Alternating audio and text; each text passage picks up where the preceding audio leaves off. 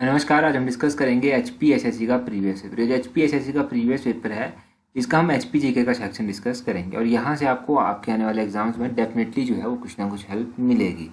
देखिए, आपको पता है एचपीएसएससी जो है वो रिपीट करके क्वेश्चन पूछते हैं, तो हम हर एक क्वेश्चन को डिस्कस करेंगे और उससे रिलेटेड इन्फॉर्मेशन भी हम डिस्कस करेंगे ताकि एग्जाम में आपको हेल्प मिल सके। क्वेश्चन नंबर 157 देखिए, यहाँ पर पूछा गया है शिपकिला इज इन। तो शिपकिला जो है वो कहाँ पर स्थित है? शिपकिला एक माउंटेन पास है, पहले आप बात याद रखिए। और ये इंडिया और चाइना के बीच में बॉर्डर के रूप में काम करता है। और ये कहाँ पर स्थित है? तो अकॉर्डिंग टू विकीपीडिया ये किन्नौर में स्थित है। ऑप्शन ए किन्नौर जो है वो सही आंसर है। अब ये किन्नौर में स्थित है और इंडिया और चाइना के बीच में एज अ बॉर्डर भी ये काम करता है। तो यहाँ से आप कुछ और दर्रे जो हिमाचल प्रदेश में स्थित है वो भी याद रखिए, जैसे कि भीम घसुतरी दर्रा हो गया, ये कांगड़ा और चंबा के बीच में एज अ बॉर्डर काम करता है। पिन पार्वती दर्रा हो गया, ये कुल्लू और स्पीति के बीच में एज अ बॉर्डर काम करता है। मकोड़ी जोत हो गया, मकोड़ी जोत कांगड़ा में स्थित है। इसके अलावा कुगती दर्रा हो गया, कुगती दर्रा कहाँ पर स्थित है? ये जो है लाहौल और भरमौर के बीच में एज अ बॉर्डर काम करता है। दुलची दर्रा हो गया, दुलची दर्रा मंडी और कुल्लू के बीच में जो है एज अ बॉर्डर काम करता है। जालोरी दर्रा हो गया, जालोरी दर्रा जो है वो कुल्लू में स्थित है। और एक जालसू दर्रा है, जालसू दर्रा कांगड़ा और चंबा के बीच में एज अ बॉर्डर काम करता है। ये क्वेश्चन का आंसर आप कमेंट करके बताएंगे कि एनिमल पास कहाँ पर स्थित है, ये आप कमेंट करके बता दीजिए। क्वेश्चन नंबर 158 देखिए, यहाँ पर पूछा गया है Kunihar valley is in which one of the following district of Himachal Pradesh. और हिमाचल प्रदेश के कौन से जिले में कुनिहार घाटी स्थित है? ये जो कुनिहार घाटी है ये कहाँ पर है? ऑप्शन डी सोलन डिस्ट्रिक्ट में ये पड़ती है। मैं कई बार आपको बता चुका हूँ कि कुनिहार घाटी कहाँ पर स्थित है, ये सोलन में स्थित है। कियारदादून घाटी कहाँ पर स्थित है? तो कियारदादून घाटी सिरमौर में स्थित है। ये बसपा वैली को अन्य किस नाम से जाना जाता है? तो बसपा वैली को सांगला घाटी के नाम से भी जाना जाता है और ये किन्नौर में स्थित है। चंबा वैली को जो है वो valley of honey and milk भी कहा जाता है। बलह वैली कहाँ पर है? बलह वैली मंडी डिस्ट्रिक्ट में पड़ती है। कियारादून घाटी के बारे में मैंने आपको बताया, तो इसको पोंटा वैली भी कहा जाता है और ये डिस्ट्रिक्ट सिरमौर में स्थित है। अच्छा, चुहार वैली कहाँ पर है? तो चुहार वैली मंडी में स्थित है। ये इंपॉर्टेंट वैलीज जो मैंने आपको बताई ये आप याद रखिए। क्वेश्चन नंबर 159 देखिए, यहाँ पर पूछा गया है in which mountain ranges Khajiyar lake is located.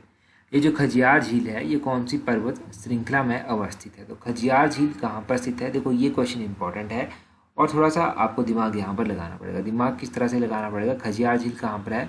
Chamba के ढलौजी के इसमें स्थित है। तो चंबा के ढलौजी की बात करें तो ये धौलाधार रेंज में आता है, तो ऑप्शन सी जो है वो सही आंसर होगा। ये धौलाधार रेंज में जो है वो पड़ती है।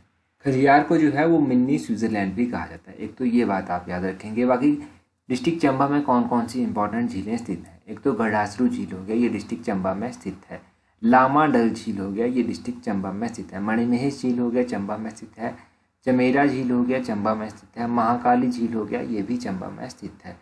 और इसके अलावा अगर बात करेंगे मंडी जिले की, तो मंडी की इंपॉर्टेंट लेक्स भी एग्जाम में पूछी जाती हैं और हम कई बार इनको रिवाइज कर चुके हैं। मंडी में कौन कौन सी है? रिवालसर झील हो गया, परासर झील हो गया, कुंतबेग झील हो गया, कलासर झील हो गया, सुखसार झील हो गया और पंडोह झील हो गया। ये सब झीलें जो है ये मंडी में पड़ती हैं। बाकी डिस्ट्रिक्ट कुल्लू में भी जो है वो कई सारी झीलें हैं जो एग्जाम में पूछी जाती हैं, जैसे कि भृगु झील हो गया, मंतलाई झील हो गया, सरियोसर झील हो गया, श्रिंगटिंगू झील हो गया, तानू जुबल झील हो गया। तानू जुबल झील शिमला में स्थित है, ये किन्नौर में नहीं, ये कुल्लू में नहीं, ये शिमला में स्थित है।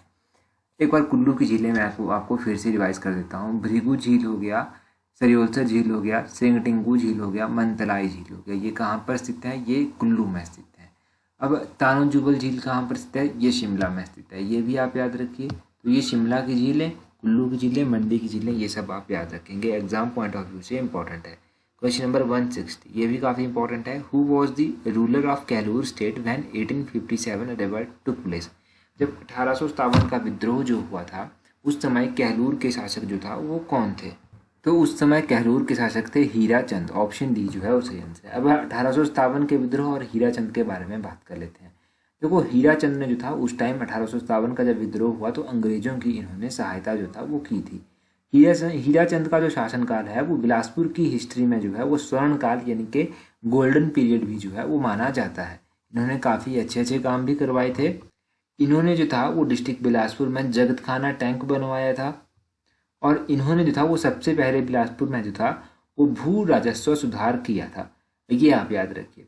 अब राजा हीरा चंद के बारे में आपने जान लिया। बिलासपुर का पूरा नाम था कहलूर। कहलूर किसको कहते हैं? बिलासपुर को कहते हैं। कहलूर की स्थापना किसने की थी? बिलासपुर की स्थापना राजा वीरचंद के द्वारा, कहलूर की स्थापना राजा वीरचंद के द्वारा की गई थी। बिलासपुर की स्थापना किसने की? तो बिलासपुर शहर जो है, बिलासपुर शहर की स्थापना जो था वो राजा दीपचंद के द्वारा 1654 में की गई थी। बिलासपुर की राजधानी जो था वो सुनाने से बदलकर ब्यासकुफा यानी कि बिलासपुर के लिए स्थानांतरित भी राजा दीपचंद के द्वारा ही की गई थी। तो ये सब आप बिलासपुर के बारे में, कहलूर के बारे में याद रखिए। अगला क्वेश्चन देखिए, which was the only temple of Kangra destroyed by the forces of Mahmud Ghaznavi. तो कांगड़ा का कौन सा इकलौता मंदिर है जो महमूद गजनवी के आक्रमण के द्वारा नष्ट हुआ था? कांगड़ा का ये जो ब्रजेश्वरी मंदिर है, ऑप्शन सी सही आंसर है। कांगड़ा का ब्रजेश्वरी मंदिर जो था वो महमूद गजनवी के आक्रमण से जो था वो नष्ट हुआ था। अगर आप महमूद गजनवी की बात करेंगे तो महमूद गजनवी ने जो था वो 1009 ईस्वी में जो था वो कांगड़ा को, नगरकोट को हराने के लिए यहाँ पर आक्रमण किया था और यहाँ का नगरकोट का जो था वो काफ़ी खजाना इन्होंने लूटा था। इसके बाद देखो एक और आक्रमण कांगड़ा पर हुआ फिरोज शाह तुगलक के कार्यकाल के दौरान। फिरोज शाह तुगलक ने जो था वो कांगड़ा पर जब आक्रमण किया तो उस समय कांगड़ा के जो राजा थे वो थे राजा रूपचंद। अब इन्होंने यहाँ पर आक्रमण तो कर लिया, तो इन्होंने क्या किया, फिरोज शाह तुगलक ने 1365 में जो था ज्वालामुखी मंदिर जो है यहाँ का, ज्वालामुखी मंदिर से जो था इन्होंने काफ़ी किताबें लूटी और इन किताबों को जो था इन्होंने फारसी यानी कि पारसी में जो था इन्होंने ट्रांसलेट इन किताबों को करवाया। ये भी आप याद रखिए। अब 3 क्वेश्चन मोस्ट इंपॉर्टेंट जो यहाँ से बने। एक तो महमूद गजनवी ने जब आक्रमण किया तो कौन से मंदिर को इन्होंने नष्ट किया, पहला क्वेश्चन। दूसरा क्वेश्चन यहाँ से बना, फिरोज शाह तुगलक ने जब आक्रमण किया नगरकोट पर तो उस समय यहाँ के शासक कौन थे? वो थे राजा रूपचंद। इन्होंने कौन से मंदिर की किताबों को लूटा? तो इन्होंने मंदिर की किताबों को लूटा, ज्वालामुखी मंदिर की किताबों को। और कौन सी भाषा में इन्होंने उनको ट्रांसलेट करवाया? तो फारसी भाषा में इन्होंने ट्रांसलेट करवाया था। अगला क्वेश्चन देखिए 162, द कैपिटल ऑफ जसमा स्टेट वॉज एट। जसमा जो राज्य था इसकी राजधानी कहाँ पर थी? ये तो अभी 2020-21 में जो एग्जाम्स हुए हैं उनमें भी 1-2 बार पूछा जा चुका है क्वेश्चन। तो ये जो जसमा राज्य था इसकी राजधानी कहाँ पर थी? ऑप्शन डी राजपुरा में जो था वो इसकी राजधानी थी। जसवा के बारे में पहले भी हम बात कर चुके हैं, एक बार फिर से यहाँ से डिटेल में बात करेंगे। एक एग्जाम में क्वेश्चन पूछा गया कि जसवा की स्थापना जो था वो किसके द्वारा की गई थी? तो जसवा की स्थापना जो था वो राजा पूरबचंद के द्वारा की गई थी। और कब की गई थी? तो 1170 यानी कि 1170 ईस्वी में इसकी स्थापना जो था वो की गई थी। जसवा के जो ऐसे कौन से शासक थे जो अकबर के समकालीन थे? तो जसवा के जो शासक गोविंद चंद थे वो अकबर के जो था वो समकालीन माने जाते हैं। और अकबर के समय ही जो था वो जसमा रियासत मुगलों के अधीन आ गई थी। और उस समय जसमा के शासक कौन हुए? राजा गोविंद चंद जो था वो उस समय जसमा के शासक हुए। ये सब तो आप जसमा के बारे में याद रखिएगा। ये तो छोटे छोटे क्वेश्चन जसमा से यहाँ से बनते हैं।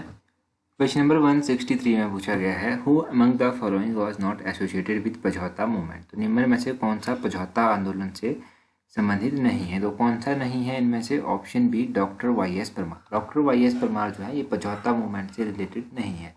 अगर पझौता मूवमेंट के बारे में आप जानेंगे थोड़ा सा तो ये सिरमौर में हुई थी। और कब हुई थी? 1942 में ये हुई थी पझौता मूवमेंट।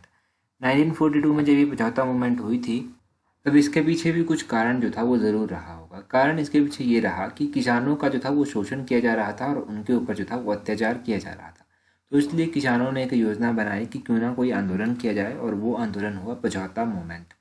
तो ये आप याद रखिए, इसमें कौन सा संबंधित नहीं है, ये कहाँ पर हुई, कब हुई, ये सब आप याद रखिए। क्वेश्चन नंबर 164 देखिए, which was the first bank in Shimla. तो शिमला का पहला बैंक जो था वो कौन था?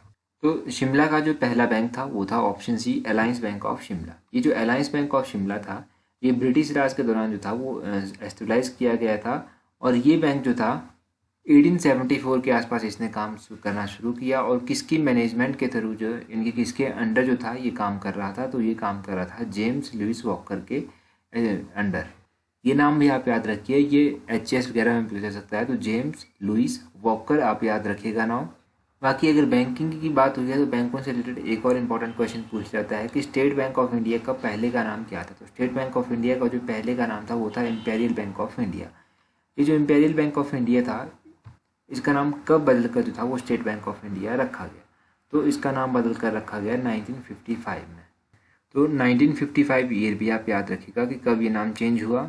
अगला क्वेश्चन देखिए, यहाँ पर क्या पूछा गया है? यहाँ पर पूछा गया है Losar festival is celebrated in which district of Himachal Pradesh. ये जो लोसर त्यौहार है ये हिमाचल प्रदेश के कौन सी जिले में मनाया जाता है? तो लोसर त्यौहार हिमाचल प्रदेश के किन्नौर में भी मनाया जाता है और लाहौल स्पीति में भी मनाया जाता है। तो ऑप्शन सी सही आंसर है, बोथ ए एंड बी। तो इन दोनों ही जिलों में ये फेस्टिवल मनाया जाता है। अगर लोसर फेस्टिवल की आप बात करेंगे तो ये कब मनाया जाता है? देखो, ये फेस्टिवल जो है ये मनाया जाता है जब नए वर्ष का आगमन होता है, तो उस टाइम ये मनाया जाता है किन्नौर और लाहौल स्पीति में। ये कौन से धर्म के लोगों का फेस्टिवल है, ये आप कमेंट करके बता दीजिए। क्वेश्चन नंबर 2 देखिए, यहाँ पर पूछा गया है Solang and Manalsu are tributaries of which river of Himachal Pradesh. ये जो सोलंग और मनालसू हैं ये कौन सी रिवर की सहायक हैं? देखो, ये सोलंग और मनालसू कौन सी नदी की हैं? ये ऑप्शन ए जो है वो सही आंसर है, ये ब्यास की सहायक है। अब सोलंग और मनालसू की अगर बात हुई है यहाँ पर, तो ब्यास की कुछ और सहायक नदियाँ भी हैं। तो ब्यास की जो इम्पोर्टेंट सहायक नदियाँ हैं उनमें सोलंग आती है, मनालसू आती है, पार्वती आती है, मलाना आती है, फूजल आती है, सरवरी आती है, देहर आती है, हंसा आती है, तीर्थन आती है, सुकेती आती है, सोन आती है, जियोनी आती है। ये सब जो है ये ब्यास की इम्पोर्टेंट सहायक नदियाँ हैं। ब्यास की इम्पोर्टेंट सहायक नदियाँ भी जो है वो अक्सर एग्जाम में पूछी गई हैं।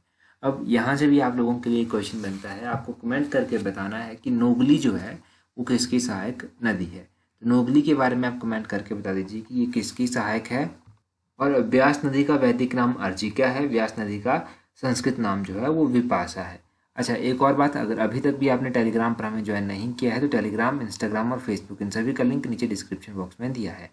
इन सभी पर आप हमें ज्वाइन कर सकते हैं। टेलीग्राम का लिंक अगर आपके पास काम नहीं करता तो आप स्मॉल लेटर्स में @allexam31 लिखिए और आपको हमारा चैनल मिल जाएगा। 7500 से ज़्यादा फॉलोअर हमारे टेलीग्राम पर हैं, तो आपको फाइंड करने में आसानी रहेगी। टेलीग्राम पर भी आप हमें जरूर ज्वाइन करें। So that's all for today. Thank you very much for watching and listening it very patiently.